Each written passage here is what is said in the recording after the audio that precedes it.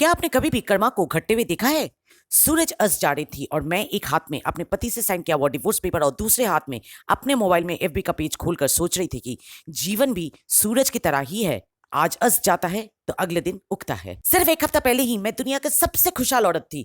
घर, गाड़ी, अच्छा खासा बैंक बैलेंस और एक शांत स्वभाव का पति जो अपने से ज्यादा मेरा ख्याल रखता था। नई नई ड्रेसेस, जूते, ज्वेलरी, मेकअप, हर महीना सैलून का अपॉइंटमेंट, जिम, हेल्दी डाइट, मेरी इन सभी कामों में वो कभी भी चूक नहीं लाने देता था मुझे। इसीलिए जब एक दिन करण डिवोर्स का पेपर मुझे थमाया और अपनी चीजों को लेकर घर से निकल गया, मेरी दुनिया ही टूट गई और मैं बिखर गई।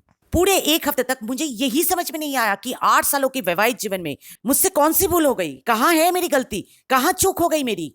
और जब करण से डिवोर्स का वजह पूछी तो जवाब में एक ही सेंटेंस मिला, तुम पहले जैसे सुंदर नहीं रही। सुंदर नहीं रही क्या मतलब? सुंदर तो हूं, हाँ 8 साल पहले जैसे थी, जवान, खूबसूरत, चुलबुली, वैसा नहीं रही। पर कौन रहता है? हर किसी का उम्र के साथ साथ शरीर में, चेहरे में बदलाव तो आता है। ऐश, शुश, कैट, करीना को ही देख लो।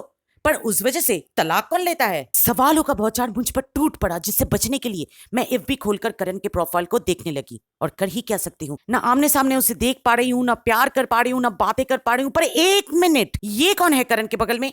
काले काले घुंघराले बाल, गोरे चिट्टे गाल, नीली नीली आंखें, perfect jawline, pout smile, Fuller lips और पॉइंटेड नोज। परफेक्ट ब्यूटी का उदाहरण थी ये लड़की जो करण के बगल में खड़ी दिख रही थी तस्वीर में, और जिसे करण कैप्शन में मेरी खूबसूरत मंगेतर करके एफबी में पोस्ट कर रहा। नाम लिखा था सपना मुखर्जी, और ये नाम पढ़ते ही अचानक से कुछ पुरानी यादें ताजा हो गई और मैं तलाक के कागजों पर रोते रोते नहीं, हंसते हंसते दस्तखत करके करण को भेज दिया।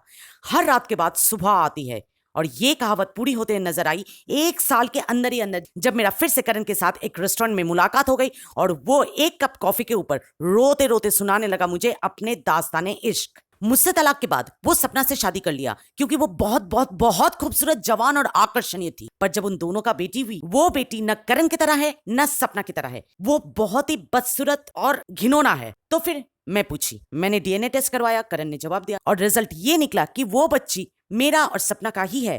तो फिर मैं बोल उठी, बच्ची तो कोई प्लास्टिक सर्जरी के साथ जन्म नहीं लेती है ना, उसे तो वही मिलता है जो उसके पिता और माता के डीएनए में है। सपना मेरी ही क्लास में पढ़ती थी, मेरी ही स्कूल में। बचपन से ही उसे सब बच्चे चिढ़ाते थे क्योंकि वो बहुत ही बदसूरत थी, कोई उसका दोस्त नहीं बनना चाहता था। इसलिए जब वो माध्यमिक के बाद अचानक से गायब हुई तो किसी को कोई फर्क नहीं पड़ा। पर जब एफबी में वही पुराना नाम और नए चेहरे के साथ मैंने देखा तो पूरा तलाक का असली कारण मुझे समझ में आ गई। अंत में करण के लिए मेरा एक ही सलाह था, करण फेक सपने के पीछे भागोगे, औरों के साथ साथ अपना भी दिल दुखाओगे।